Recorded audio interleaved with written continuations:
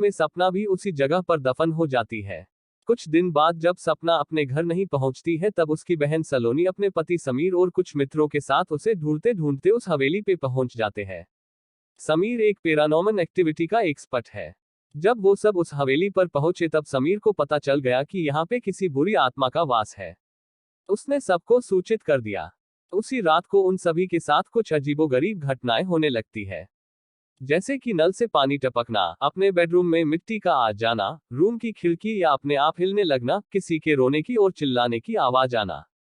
यह सब देखकर वो सभी डर जाते हैं और उनमें से एक भागने की कोशिश करता है, लेकिन राणा साहब की प्रेतात्मा उसे भी जिंदा दफन कर देता है। दूसरे दिन जब उन लोगों को पता चलता है कि उनका एक साथी गायब है, तब वो लोग और भी डर जाते हैं। लेकिन समीर बताता है कि हमें यहाँ से बाहर निकलना है तो हमें उस आत्मा को बुलाना होगा और उनसे पूछना होगा कि वो आखिर चाहती क्या है। डर के मारे सभी लोगों ने समीर की बात मान ली और आत्मा को बुलाने के लिए तैयार हो गई। समीर ने एक रूम में सभी तैयारियां कर ली और बताया कि जब तक हम आत्मा से पूरी जानकारी नहीं जान लेते तब तक कोई इस रूम से बाहर नहीं जाएगा, और कुछ भी हो जाए कोई किसी का हाथ नहीं छोड़ेगा।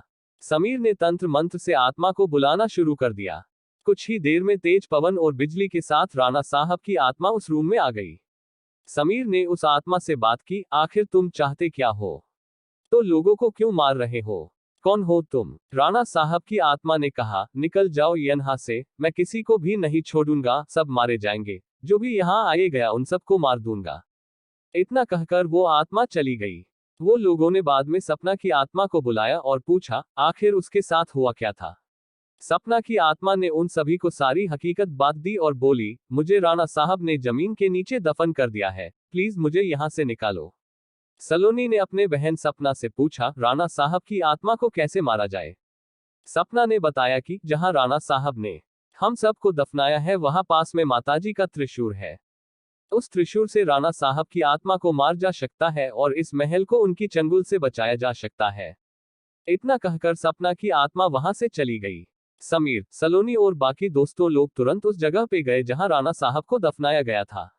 राणा साहब की आत्मा ने उन सभी को त्रिशूल के पास जाने के लिए रोका, लेकिन सलोनी की भी तरह उस त्रिशूल के पास पहुंच गई और उसी त्रिशूल से राणा साहब पे वार किया। कुछ ही देर में राणा साहब और उनके साथ वो सभी आत्माओं को मुक्ति मिल गई जिसे राणा साहब ने दफनाया था। दोस्तों, आपको यह कहानी कैसी लगी प्लीज हमें कमेंट करके जरूर बताएं। हमारी और भी कहानियां पढ़ने के लिए सब्सक्राइब करें।